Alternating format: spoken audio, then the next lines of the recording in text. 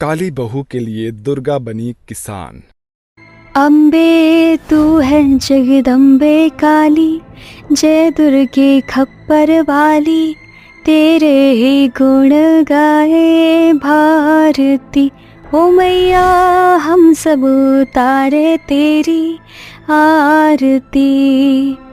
जय माँ दुर्गा, अपनी दया दृष्टि मेरे गरीब परिवार पर बनाए रखना। कविता, मैं खेत पर जा रहा हूँ। अजी ठहरो तो, माँ दुर्गा का प्रसाद तो लेते जाओ। कविता गोपी को हलवे का प्रसाद देती है। जानती हो कविता, माँ दुर्गा की दया से इस बार खेत की फसल बहुत अच्छी हुई है। इस बार फसल बेचकर जो पैसे मिलेंगे उससे घर की छत पक्की करवा लूंगा। वैसे भी मानसून का महीना शुरू होने वाला है। अच्छा, मैं चलता हूँ, तुम कुछ खा लो। ऐसी हालत में ज्यादा देर भूखा रहना ठीक नहीं है। गोपी के जाते ही रिंकी और पिंकी कविता से कहती है, मुझे और पिंकी को बहुत भूख लगी है, हमें हलवे का प्रसाद दे दो ना। ठीक है, मैं अभी लाती हूँ। जैसे ही कविता अपनी दोनों बेटियों को हलवा लाकर देती है, कविता की खड़ूस सास शीला रिंकी और पिंकी से हलवा छीन लेती है। दादी माँ, वो हलवा हमारा है, हमें दे दो। हले ले, मेरी प्यारी प्यारी पोतियों को हलवा खाना है, अभी देती हूँ। ये बोलकर शीला मासूम रिंकी और पिंकी को डंडे से मारने लगती है। माँ बचाओ, दादी माँ हमें मत मारो, माँ बचाओ। माँ जी, ये आप क्या कर रही हैं? थोड़े से हलवे के लिए बेचारी मेरी बच्चियों को क्यों मार रही हैं? वो थोड़ा सा हलवा तेरे बाप के पैसे से नहीं आता।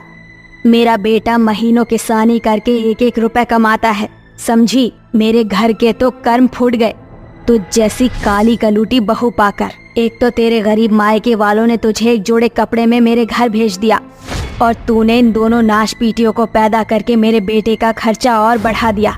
अगर इस बार तुझे बेटा नहीं हुआ तो तुझे इस घर से कचरे की तरह निकाल कर बाहर फेंक दूंगी। अपनी सास की ताने भरी बातों को सोचकर कविता माँ दुर्गा की मूर्ति के आगे फूट फूट कर रोती है। इसी तरह से दिन बीतते जाते हैं, और उस दिन जब गोपी खेत पर नए फसल बोने के लिए खेत को जोत रहा होता है, तभी अचानक बहुत तेज तूफान उठता है और आसमान से बिजली आकर गोपी पर गिर जाती है। इस तरह एक ही पल में कविता के मांग का सिंदूर उजड़ जाता है। कुछ किसान गोपी की लाश को उठाकर कविता के घर ले आते हैं। कविता भरी बारिश में आंगन में रखे गोपी की लाश पर सर रखकर बहुत रोती है। नहीं, ऐसा नहीं हो सकता, आप मुझे छोड़कर नहीं जा सकते। अजी उठो ना। नाश पीटी कर्म जली मनहूस, बंद कर ये झूठ मूठ के आंसू बहाना। आखिर तू मेरे बेटे को खा ही गई। शीला गुस्से में गर्भवती कविता को बहुत मारती है। तभी चंदा बीच में आती है। अरे बस करो शीला मौसी, अब क्या इस बेचारे को मार ही डालोगी? चंदा तू बीच में मत आ, और तू मेरी काली बहू निकल जा मेरे घर से। शीला को कविता को घर से निकलता देखकर सरपंच कहते हैं, अरे शीला, तू औरत है कि कसाई?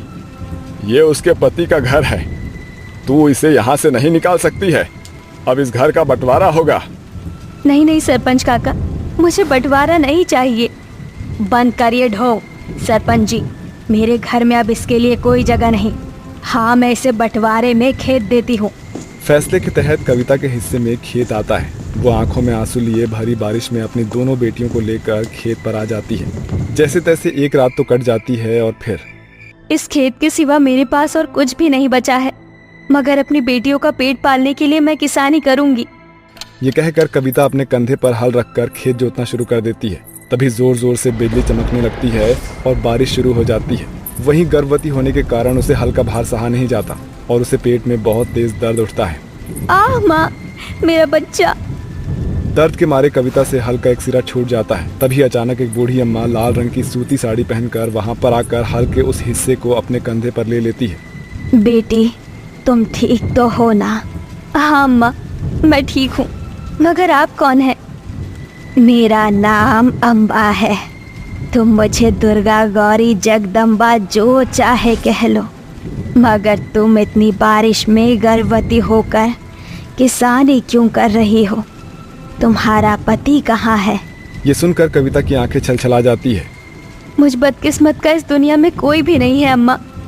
ऐसा नहीं कहते बेटी, जिसका इस दुनिया में कोई भी नहीं होता उसके लिए माँ दुर्गा होती है। वैसे तुम चाहो तो मुझ बुढ़िया को अपने खेत में बटाईदार रख लो। मैं तुम्हारा खेत भी जोत दूंगी और तुम्हारी फसल भी बो दूंगी। और तुम्हारी पसंद की कटाई भी कर लूंगी। बदले में तुम्हें जो ठीक लगे मुझ बुढ़िया को दे देना। कविता बूढ़ी अम्मा को अपने खेत में किसानी के लिए रख लेती है। फिर सबसे पहले बूढ़ी अम्मा खेत के उस हिस्से में रहने के लिए कुछ ही देर में एक छावनी बना लेती है, ताकि बारिश से कविता और उसकी बच्चियों के सर छिपाने की छत बन जाए। बूढ़ी अम्मा की तेज रफ्तार को देखकर कविता सोच में पड़ जाती है। इन बूढ़ी अम्मा ने हमारे रहने के लिए क्षण भर के भीतर ही छावनी बना दी, जैसे इनमें कोई अलग सी शक्ति हो। क्या सोच रही हो बेटी? कुछ नहीं अम्मा। ठीक है, तुम यहीं रहना, मैं खेत जोत लेती हूँ। फिर बूढ़ी अम्मा अपने कंधों पर भारी हल रखकर भारी बारिश में भीगते हुए खेत को जोत देती है। बेटी, खेत तो जोत दिया, अब ये तो बताओ यहाँ बोना क्या है? अम्मा, आज से पहले मैंने कभी किसानी किया नहीं है, आप ही बताइए ना, इस खेत में क्या बोना सही रहेगा? अगर हम खेत के आधे हिस्से में चने और आधे हिस्से में धान बोए तो इस बारिश के महीने में धान और चने की फसल खूब फलेगी। मगर अम्मा, बीज कहाँ से आएंगे? मेरे पास तो बीज खरीदने के पैसे भी नहीं। वो तुम मुझ पर छोड़ दो, मैं बीज ले आती हूँ। ये बोलकर बूढ़ी अम्मा उस खेत से निकलकर माँ दुर्गा के मंदिर में आ जाती है और माँ दुर्गा के कदमों में रखे हुए कलश में छींटे हुए धान के बीजों को ले लेती है। हे माँ दुर्गा, इस वक्त इन बीजों की ज़रूरत तुम्हारे उस भक्त को है। बस तुम्हारे कदमों से ये बीज लेकर जा रही हूँ, ताकि उस गरीब किसान बहू का बंजर खेत फलमबत हो सके। धान के बीजों के साथ बूढ़ी अम्मा के हाथ चने के बीजों से भी भर जाते हैं और वो खेत पर आती है। अम्मा, आ गई आप? हाँ, देखो, मैं अपने साथ बीज भी ले आई हूँ। मगर अम्मा, ये बीज तो बहुत थोड़े से हैं।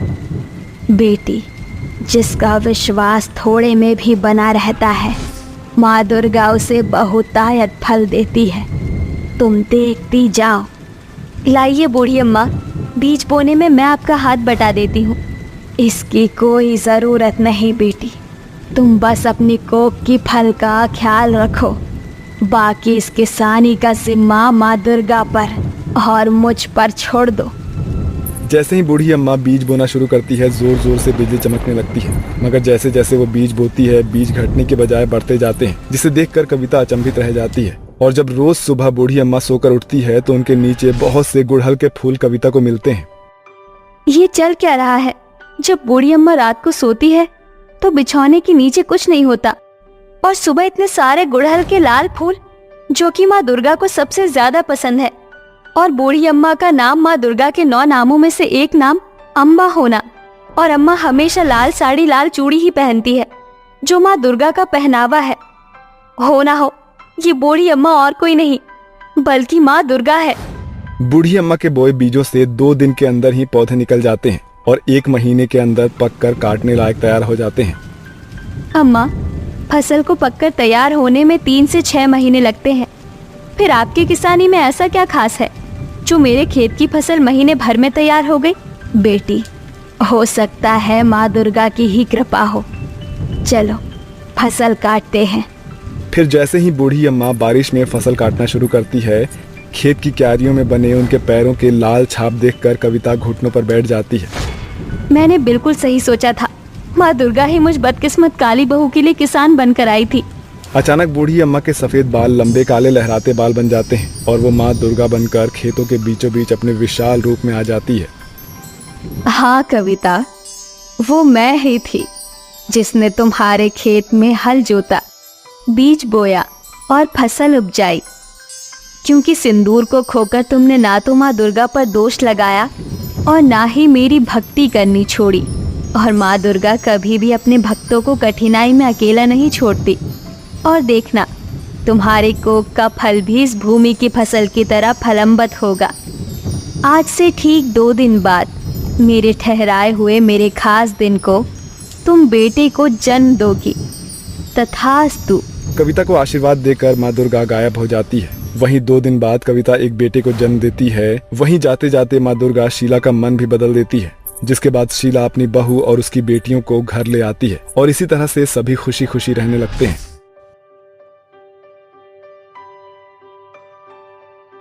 लक्ष्मी अपने बूढ़े पिता राजपाल के साथ एक छोटी सी कुटिया में रहती थी। लक्ष्मी और उसके पिता बहुत गरीब होते हैं, लेकिन गरीब होने के बावजूद भी हर पिता की तरह राजपाल की भी यही चाहत थी कि उसकी बेटी की बड़ी धूम से और अच्छे से शादी हो। लेकिन लक्ष्मी के रंगरूप की वजह से कहीं पर भी लक्ष्मी का रिश्ता तय नहीं हो पाता था। आज भी लक्ष्मी को देखने के लिए रिश्ते वाले आते हैं, लेकिन उसके काले रंग की वजह से शादी के लिए मना कर देते हैं। इन लोगों ने भी आज मुझसे शादी करने के लिए मना कर दिया। बाबा, काला होना क्या इतना बड़ा पाप है? बेटा तू फिक्र मत कर, मैं जानता हूँ तेरी शादी होगी और तू शादी के बाद बहुत खुश रहेगी। अपने बाबा के समझाने पर लक्ष्मी मान जाती है। जहाँ एक तरफ लक्ष्मी से शादी करने के लिए हर कोई मना कर देता था, वहीं दूसरी तरफ अनीता के बेटे विक्की से शादी करने के लिए लड़कियां मरी जा रही थीं। लेकिन अनीता को अपने बेटे विक्की के लिए एक अच्छी लड़की की तलाश होती है, जिसके लिए वो इस बारे में पंडित जी से बात करती है।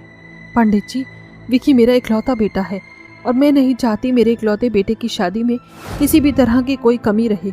आप विक्की के लिए इतना अमीर ससुराल देखिएगा जिससे हमें बहुत सारा दहेज मिल सके, और लड़की भी हमें बहुत अच्छी चाहिए। अनीता बहन जी, मेरी नजर में एक लड़की है। लड़की का नाम लक्ष्मी है और बहुत संस्कारी भी है। घर के सारे कामकाज जानती है। आप कह रहे हैं तो लड़की अच्छी होगी, और जिस लड़की का नाम ही लक्ष्मी है वो तो अपने साथ बहुत सारी लक्ष्मी लेकर ही आएगी। पंडित जी के कहने पर अनीता और विक्की के घर वाले लक्ष्मी के घर जाते हैं। जैसे ही अनीता लक्ष्मी के घर को देखती है, वैसे ही अनीता पंडित जी से कहती है, पंडित जी, मैंने आपसे कहा था ना कि मुझे विक्की के लिए एक अमीर ससुराल चाहिए। ये तो आप मुझे किसी झोपड़ी में ले आए हैं। अब मैं क्या किसी झोपड़ी वाली की बेटी से अपने बेटे की शादी करवाऊंगी? एक बार आप अंदर तो चलिए, कम से कम लड़की को तो देख लीजिए। भाग्यवान अब इतनी दूर आ ही गई है तो लड़की भी देख ही लेते हैं। अपने पति और पंडित जी के बार बार कहने पर अनीता घर के अंदर जाती है। राजपाल बड़े ही प्यार से अनीता और उसके परिवार वालों का स्वागत करता है। देखिए भाई साहब, हमें थोड़ी जल्दी है, तो आप लड़की को बुलवा दीजिए। जी बहन जी, लक्ष्मी बेटा बाहर आ जाओ, सभी तुम्हारा इंतजार कर रहे हैं। अपने पिता की आवाज सुनकर जैसे ही लक्ष्मी बाहर आती है तो उसका काला रंग देख अनीता और विक्की के घर वाले बहुत हैरान रह जाते हैं और कहते हैं, पंडित जी, ये कैसा मजाक है? मैंने आपसे पहले ही कहा था कि मुझे लड़की अच्छी और अमीर घर की ही चाहिए। ना तो इस परिवार के पास अमीरी है और ना ही ये लड़की सुंदर है। अब मैं अपने विक्की की शादी इतनी काली लड़की से करवाऊंगी क्या? माँ चलो यहाँ से, इस काली लड़की से शादी तो बहुत दूर की बात है, इसकी शक्ल भी नहीं देखनी मुझे। अनीता और विक्की की ऐसी बातें सुनकर लक्ष्मी रोते हुए अपने कमरे में चली जाती है, और ये सब देखकर राजपाल अनीता के पैरों में गिर जाता है और उसे विनती करता है, बहन जी रिश्ता ना तोड़िए। अगर इस बार मेरी बेटी का रिश्ता टूट गया तो वो जीते जी मर जाएगी। आपको दहेज में जो भी चाहिए आप मुझे बता दीजिए, मैं वो हर चीज आपको ला कर दूंगा। दहेज और शादी में किसी भी तरह की कोई कमी नहीं होगी। दहेज का नाम सुनकर अनीता और विक्की के अंदर लालच पैदा हो जाता है, जिसके बाद वो एक लंबी सी लिस्ट बनाकर राजपाल के हाथों में थमा देते हैं और शादी के लिए हाँ कर देते हैं। और देखते ही देखते कुछ ही दिनों में लक्ष्मी की शादी विक्की से हो जाती है। वादे के मुताबिक राजपाल लक्ष्मी की शादी में जो भी चीजें लिस्ट में लिखी थी वो हर चीज देता है। माँ, आपने बाहर देखा कितना सारा दहेज का सामान रखा हुआ है? हाँ बेटा, मैंने देखा, बहुत सारा सामान है। मुझे तो लगा है कि इसका गरीब बाप कुछ नहीं दे पाएगा, लेकिन ऐसा नहीं है। इसकी गरीब बाप ने हर चीज दी है। अब तो हमें हमारी एटीएम मशीन मिल गई है। अनीता अपनी बहू का स्वागत करने की बजाय अपनी बेटी प्रिया के साथ मिलकर दहेज में आए सारे सामान को देखने लगती है, जिसे देखकर विभूति कहता है, तुम दोनों को शर्म नहीं आती? या खड़ी खड़ी सामानों को टुकर टुकर देखी जा रही हो, और वहाँ बहू कब से दरवाजे पर ही खड़ी है। हाँ हाँ, जा रहे हैं। कौन सा वो कोई हूर की परी है? अगर थोड़ी देर खड़ी भी रहेगी तो क्या हो जाएगा। जिसके बाद अनीता मुंह बनाते हुए लक्ष्मी का गृह प्रवेश करती है। अनीता और विक्की के घर वालों को लक्ष्मी बिल्कुल भी पसंद नहीं होती। पूरे परिवार में एक अनीता का ससुर ही होता है जिसके दिल में लक्ष्मी के लिए हमदर्दी होती है। लक्ष्मी एक संस्कारी लड़की होती है जो रोज सुबह उठकर पूजा पाठ और घर के सारे काम करके अपने ससुराल का बहुत अच्छे से ख्याल रखती है। लेकिन उसके साथ उसके ससुराल वाले उससे हमेशा नौकरों की तरह ही बुरा बर्ताव करते। ऐसे ही समय बीतता रहता है और दिन में लक्ष्मी की ताई सास लक्ष्मी के ससुराल आती है। अरे भाभी, आप यहाँ? वो भी ऐसे अचानक? विक्की की शादी में तो मैं आ ना सकी, इसीलिए मैंने सोचा अब जाकर विक्की और बहू को आशीर्वाद दे दूं। बहू कहाँ है? बहू, उसे बुलाओ तो जरा। अभी बुलाती हूँ। लक्ष्मी बहू, अरे ओ लक्ष्मी बहू, जरा यहाँ तो आना। बहू, ये तुम्हारी ताई सास है, तुम्हारी और विक्की की शादी में ही नहीं आ पाई थी, इसलिए आज तुमसे मिलने के लिए आई है। लक्ष्मी अपनी ताई सास के पैर छूती है और उनसे आशीर्वाद लेती है। ताई सास को लक्ष्मी बहुत ज्यादा पसंद आती है। ताई सास के कहने पर हर कोई लक्ष्मी से अच्छा बर्ताव करता है। ऐसे ही दिन बीतते रहते हैं और एक दिन विक्की को बिजनेस में बहुत बड़ा लॉस होता है। माँ, अगर मैंने 2 हफ्तों के अंदर 25 लाख रुपए उन लोगों को वापस नहीं करे तो मुझे ये घर बेचना पड़ेगा। इतनी बड़ी रकम मैं कहाँ से लाऊंगा? क्या 25 लाख रुपए? बेटा, सच में बहुत बड़ी रकम है ये। इतने पैसे तो मेरे पास भी नहीं है। अब हम क्या करेंगे?